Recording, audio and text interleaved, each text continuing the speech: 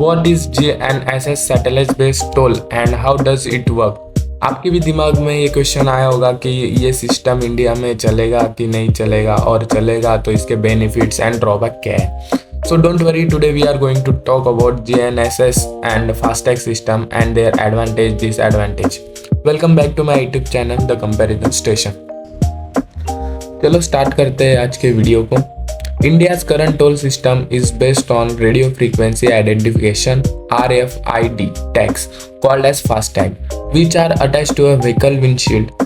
FASTag allow drivers to pay toll electronically from a link account, which can save time and fuel.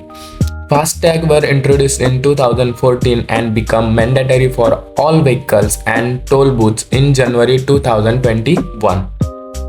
ये तो हो गया हमारा current toll system, but the union transport minister Nitin Gadkari earlier said that the government is ending toll and the new satellite based toll collection system will introduced सून.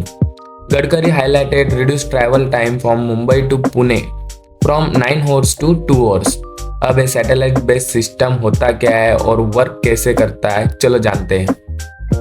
भाई ये जो toll system है ये फर्स्ट टाइम लॉन्च किया था Germany ने 2005 में और उसको नाम दिया था toll collect.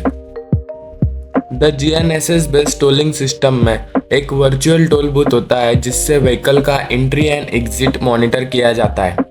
Virtual gantries install along the toll road network communicate with GNSS enable vehicle, eliminating the need for physical gantries.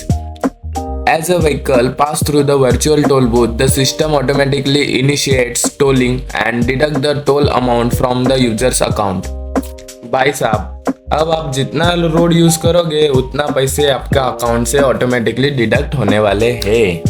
अगर हम इनके एडवांटेज पे ध्यान देते हैं तो फ्लेक्सिबल चार्जिंग स्कीम रहेगा, जिससे कि जितना आप यूज़ करोगे उतना डिस्टेंस का आपको टोल पे करना पड़ेगा. लो इंफ्रास्ट्रक्चर इन्वेस्टमेंट होगा compare to traditional toll plaza that required expensive road side infrastructure and physical गैंट्रीज.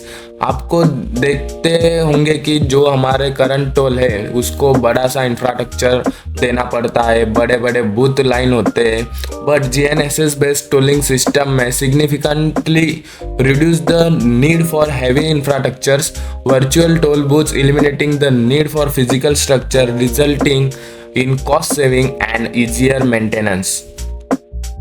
Enhanced user experience with GNSS based tolling. Vehicle can travel without slowing down or stopping anywhere along the highway and expressway, leading to reduced traffic congestion and smoother journeys for commuters. जैसे बड़ी बड़ी country में देखते हैं ना कि कोई toll नहीं है, गाड़ी निकल रही है तेजी से, सेम सिस्टम यहाँ पे होने वाला है. आपको अपने व्हीकल को रोकने की कोई ज़रूरत नहीं है, ना ट्रैफिक का झंझट आपको होगा.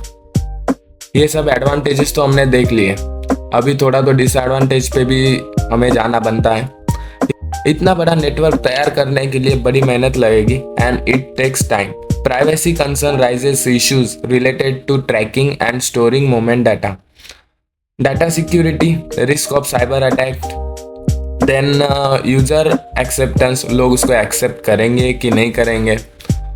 गूगल के अनुसार नवंबर 2023 से इंडिया में 45,428 किलोमीटर के टोल रोड है.